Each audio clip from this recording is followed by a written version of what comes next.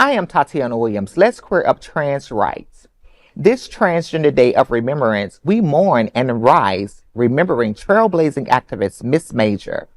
As the nation celebrates Transgender Day of Remembrance on November the 20th, the LGBTQ plus community is grieving the loss of one of its fiercest champions. Miss Major Griffin-Gracy, a towering Black transgender activist, Stonewall veteran, and lifelong protector of trans women, died at 78. Her life offers both a roadmap and a rallying cry for a future where trans people not only survive, but thrive. Miss Major spent more than 6 decades fighting for Black trans women pushed to the margins. From the streets of Chicago to the front lines of the 1969 Stonewall uprising, she became a mother, mentor, and fierce protector for the girls who had nowhere else to go. She housed them, fed them, defended them, and demanded that the broader LGBT plus community show up for its most vulnerable. Her determination only grew as anti-trans legislation spread across the country. Even as her health declined, she traveled by scooter, wheelchair, car, plane, and train so she could speak directly to young activists.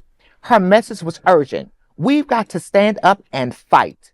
Don't step back and be in the shadows. We can't afford not to move.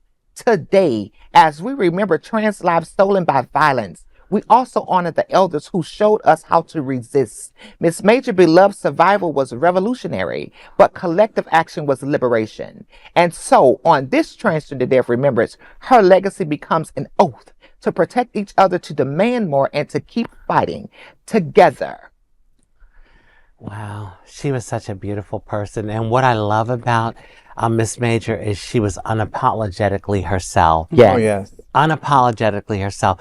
And she literally did her activism to the end.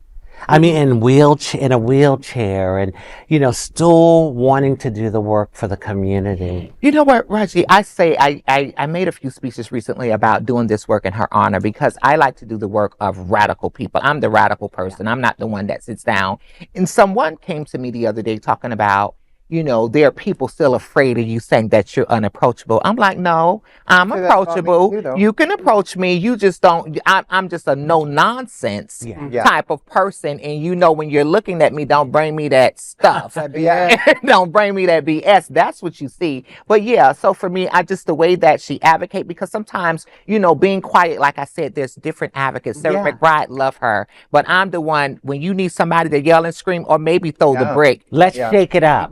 Call me. I'm her. Yeah. And so I appreciate advocates of all form, like showing up, like I always tell people with Adriana and Trans Inclusive Group, which works, me and her work together, amazing relationship. But I was like, Adriana, when you want that, Adriana will do it a little different than me. But yeah, I'm the nice one. I'm the nice one, That's showing up authentically. You have to show up authentically to no matter where you are. You show up as you. Yes, that you will have intersectionality. I will show up as a Christian. I will show up as a public speaker. I will show up as a drag queen. I will show up as these things. But you know what empowers me about Miss Major? And we were talking about, there's obviously trans people are taking over the news tonight, but there's also other trans people in this space supporting us. And right before we went on stage, we were having this conversation about visibility and inspiration and doing it and doing the work and what that looks like and how that shows up. This visibility is super important because yes, the conversation was about hating each other and tearing each other down and crabs in a bucket mentality and pulling people down and telling, well, what about me? You can't do the thing. But visibility is super important because watching people like Marsha P. Johnson, Sylvia Rivera, and Miss Major showing up when it was illegal to be in a gay bar.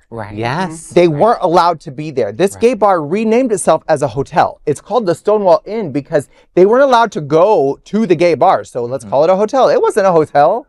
It was a bar. And they stood up for their rights. And watching this advocacy and acting up, they acted up and they rebelled and they fought back and they stood up for what they felt was right. And that's what activism looks like. That's what inspires the future generations. And that visibility is super important. As you mentioned, we all show up to our different spaces Yes. authentically us, but activism also looks like Marsha P. Johnson, Silver Rivera, and Miss Major. That's And we true. have to understand the assignment.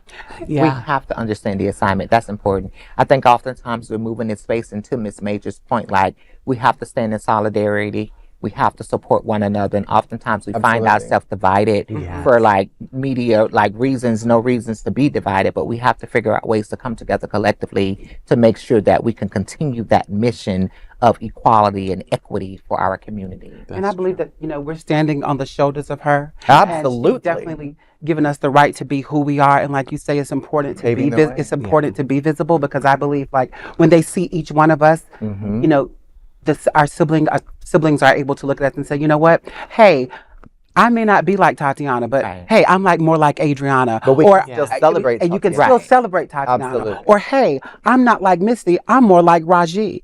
And we are all different. We all have different intersections, and we all deserve to be. Yeah, that's so Absolutely. true. Amen. So there is no other queer nonprofit media platform like this in the entire world. Support our LGBTQ stories by sharing them and subscribing to Queer News Tonight.